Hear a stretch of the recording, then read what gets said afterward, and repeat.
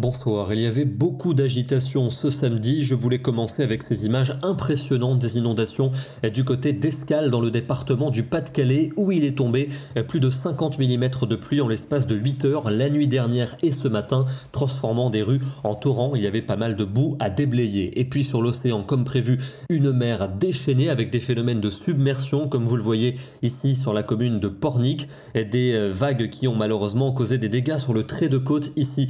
Nous sommes à Bretignolles-sur-Mer dans le département de la Vendée et puis également des inondations avec une surélévation du niveau de la mer ici du côté de Pornic où l'eau a envahi les quais et les commerces.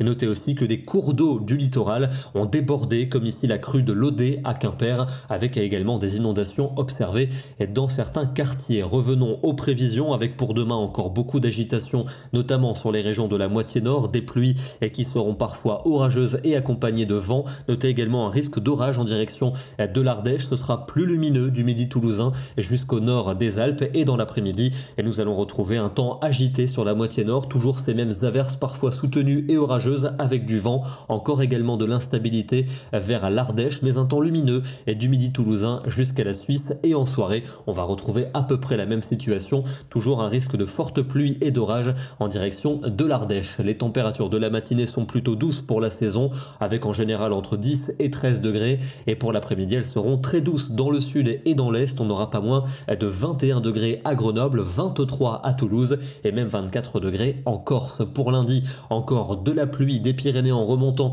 jusqu'aux frontières du nord. Ailleurs, encore un risque d'averse, notamment pour la Bretagne et pour la région Provence-Alpes-Côte d'Azur, avec des températures en baisse pour cette journée. 14 pour Bruxelles, 15 à Auxerre, mais quand même encore 20 à 26 degrés pour la Méditerranée. Mardi, un peu moins d'instabilité. On va quand même retrouver quelques averses pour les régions des deux tiers nord où le vent sera toujours de la partie. Les températures seront correctes pour la saison, 14 pour la Champagne, 17 pour le bassin nantais et on attend 23 degrés dans la région de Perpignan. Pour mercredi, une nouvelle perturbation va gagner le nord et l'ouest. On retrouvera également un vent soutenu et puis attention pour jeudi, on attend des conditions très agitées, une perturbation très active mais il va surtout falloir surveiller un risque d'épisode de vent tempétueux en particulier sur le quart nord-ouest. On en reparlera demain. Pour vendredi, nous serons entre deux perturbations. La première qui va s'évacuer par la Suisse et la nouvelle qui arrivera par l'océan.